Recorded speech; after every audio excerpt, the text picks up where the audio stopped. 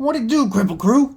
EDC with DVD, disabled but deadly, and I have 3 awesome Kansept knives for us to take a look at today, courtesy of the Lefty EDC Passaround group. Before we get into that though, do me a favor and stab that like button, like you mean it. Make sure that you've /subscribe and that you bash that bell for notifications so that you don't miss anything coming up. We're going to kick it off with the Kansept Tipper.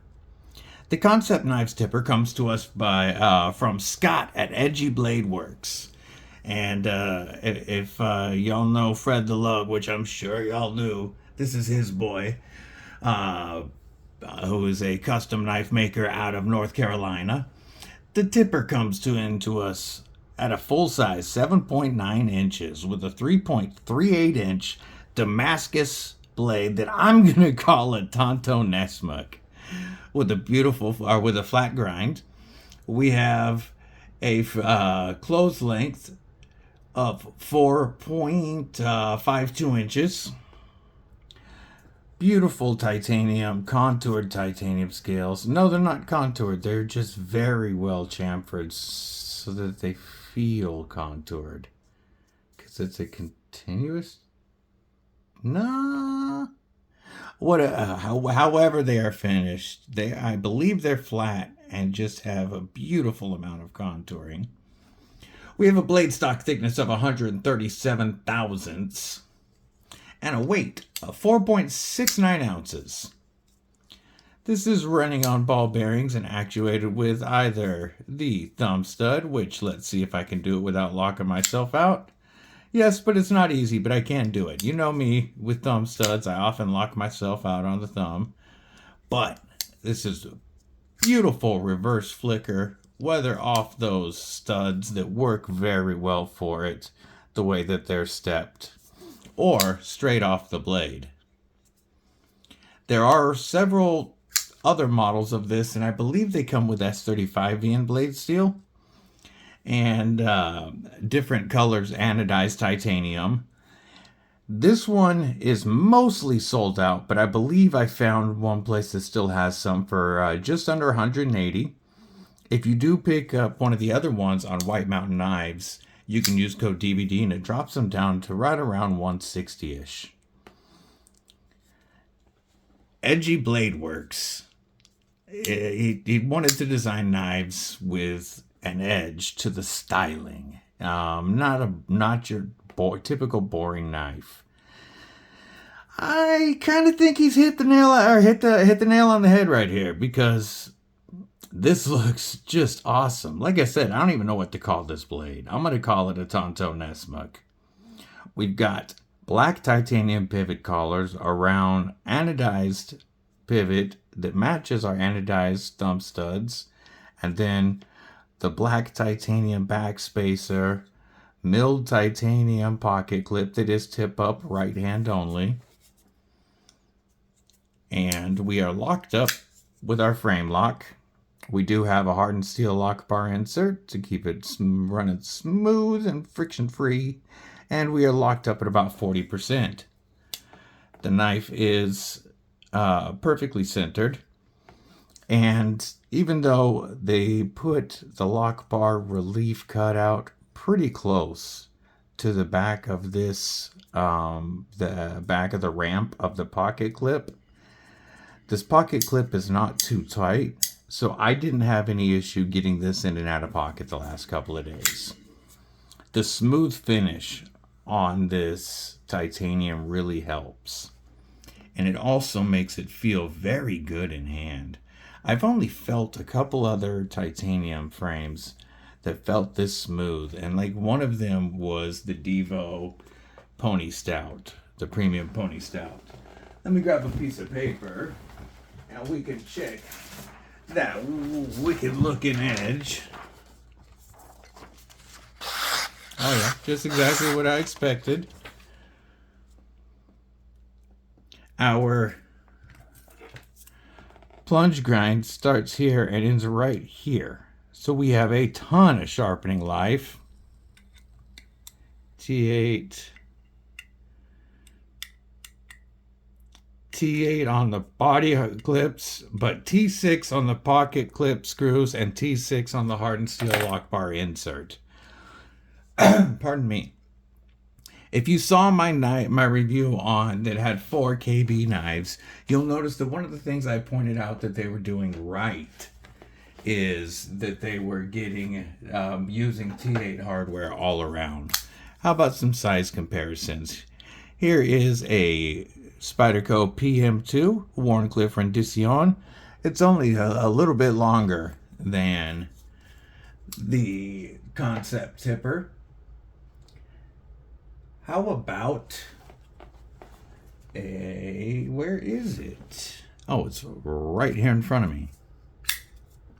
TRM knives, Neutron 2, which as you can see is going to come in a fair bit shorter. And one more size comparison in the Flytanium Arcade Light, still currently my budget knife of 2025, which is going to be slightly shorter than the tipper.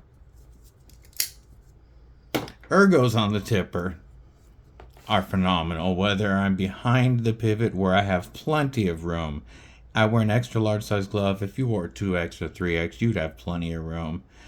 This ramp is very comfortable in a saber grip. I can easily choke up behind this blade if I was going to use this big broad blade to shred some cardboard or something like that all day long. Even we do have a secondary tip that we can use in a pinch grip or utility grip, which is good because it's not very easy to get that primary tip down, though you can.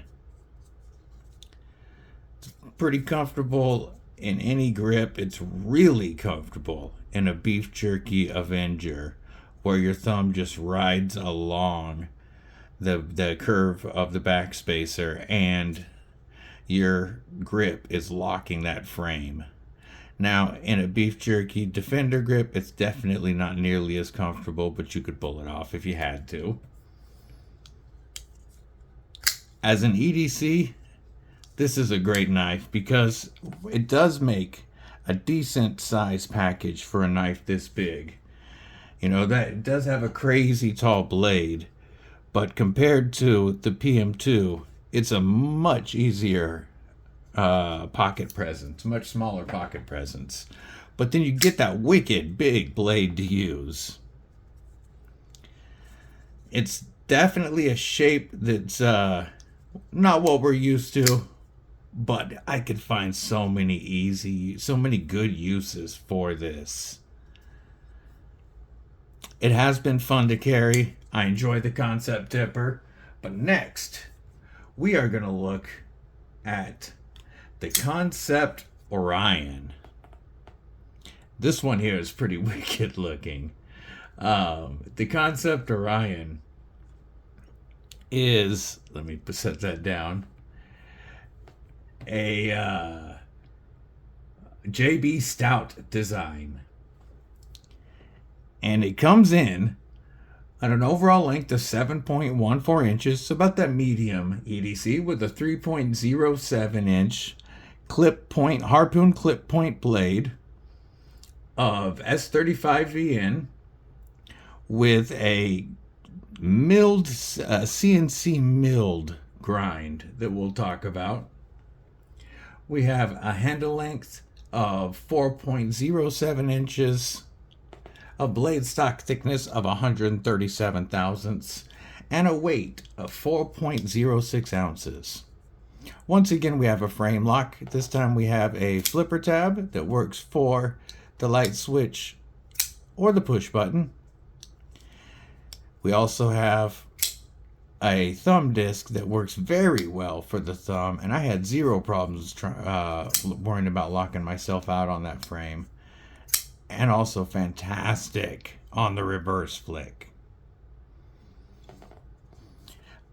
JB Stout, the designer of this knife, he's a tool builder by trade, and he wanted to use his CNC knowledge to create a production knife that looked like a custom. And this CNC milling that they've done here is the first I've seen milled like this, our first milling I've seen on a blade at this price range. These run like $180, $189 before any discount codes, depending on where you get them. Like if White Mountain Knives has them in stock, you would be able to save 10% on that. I will link them in the description, and if there's any codes, I'll put that in with those links. But even with the way this is milled, it is crazy slicey. So it's not creating a bunch of drag. Now, I don't know if you were, if you were going to use this knife to skin or something like that, it could create a little drag. I don't know. I'm actually sure it probably would. But for EDC tasks, it looks awesome without affecting our performance. Ergos on this, I get a full 4-finger grip behind the pivot with a little bit of room behind my pinky. That thumb disc makes a great thumb ramp if I'm back here, or thumb stop for control in cuts, and if I had to do any thrusting. But you can also choke up on this jimped flipper tab and use this harpoon and really get some strength and control into cuts. Our clip point, our tip is pretty high, but I can get it down in a pinch grip or a utility grip. Can turn it around if you had to cut that way. And a Beef Jerky Avenger grip, very, very comfortable. Beef Jerky Defender grip, just as comfortable and even more locked in. And this knife, well, being great at a lot of different EDC tasks, I could also see being your tactical backup, your beef jerky defense, because this pokey but strong tip is going to pierce very easily, and this would also be very good for slashing. The milling on the scales is done very well, and it adds to the grip to where I really do feel like I'm locked in on this knife. You have the geared backspacer that goes halfway up. Looks fantastic. Yes, of course, we're perfectly centered. Pardon me. This one also slides in and out of the pocket for me very easily. These channels didn't seem to affect or catch on my pocket at all. We are again rocking T6 pocket clip screws and lock bar insert screw. I would love to see those, and our thumb disc screw. I would love to see those be T8s. The jimping on the flipper tab, it is a little soft, but it definitely works. I don't think I would have slipped that first time if it wasn't for the Band-Aid. And trying to see if I can flick off the blade, but I don't think I can. Man, that swedge looks really cool on there too. I see what he was going for with this design, and I think he really achieved it. Because this looks more like a custom or a very high-end mid-tech knife than your standard sub 200 production knife. The CNC milling, I'm sure it adds a lot of time and money to the process, but it looks phenomenal on this knife.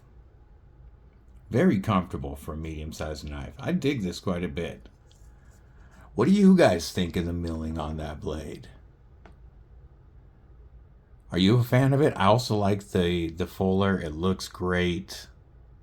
I really like the design of this blade. A clip point, especially one with a tip that high, normally isn't my style, but that's done very well. Our final knife is the Kansept Krew. And this is our biggest knife of the night. The Kansept Krew, designed is coming to us from oh man, Villella, no, Villella knives. Villella knives. I was making that way more difficult than I needed to.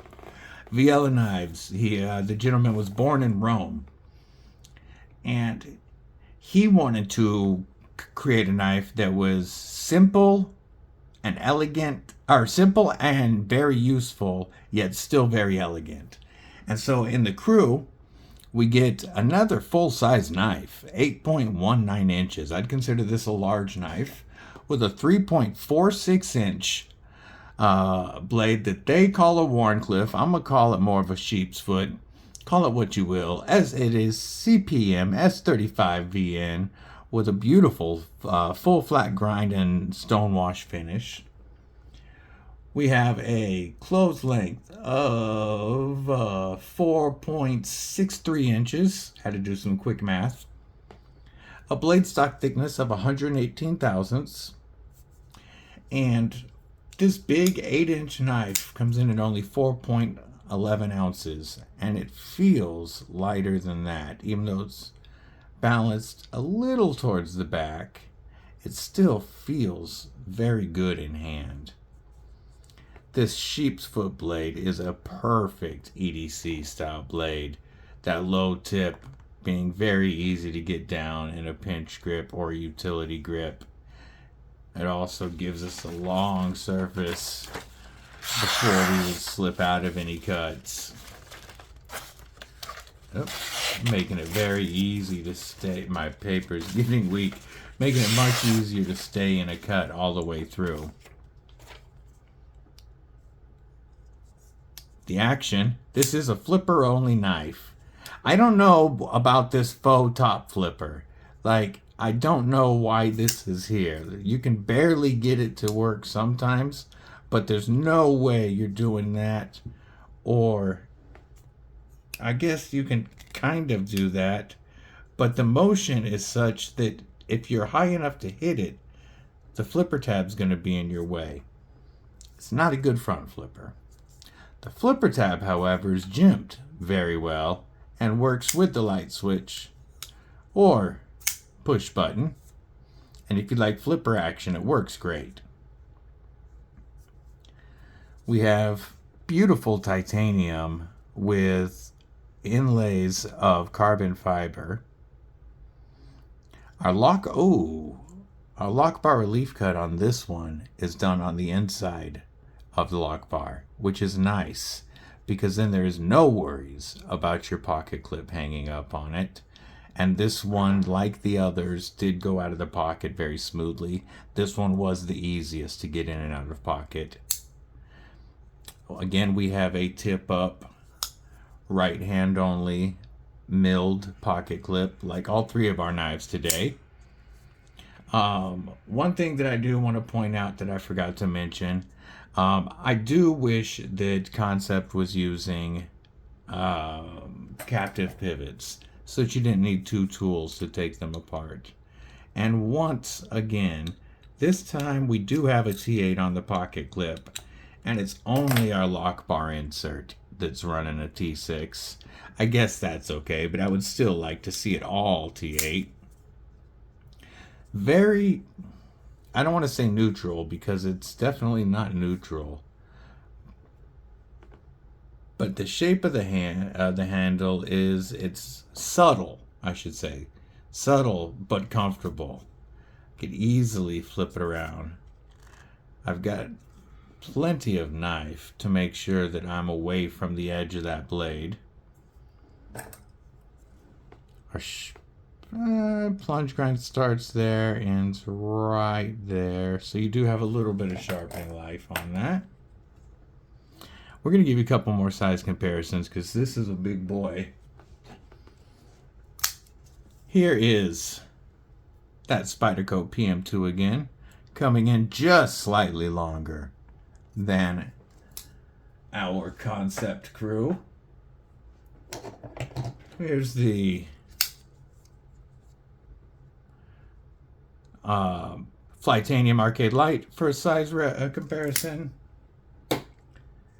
How about We bring that Krew back out because I wanted to compare the Krew next to this anyway. Yes, the Krew is only slightly longer than the TRM Neutron. And we'll go ahead and bring all three of them out for a moment for a size comparison. Trying to go butt to butt here. Line these.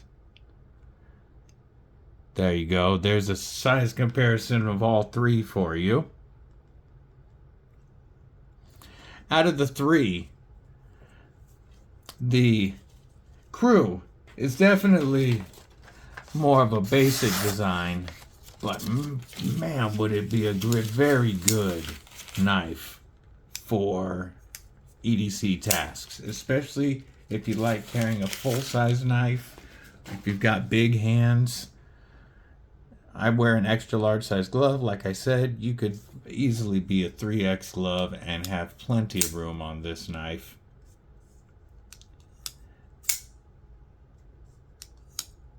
Yeah, that flipper action is phenomenal. Access to the lock bar in this is okay. We are perfectly centered and locked up at about 45%. Access to the lock bar on the Orion is about the same as the Krew, but it feels like it moves a little easier. Like both of these could have been cut back more though.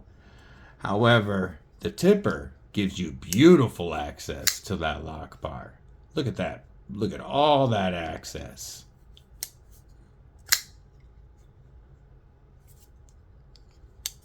Of the three, the tipper definitely feels like the most expensive and most elegant of the three.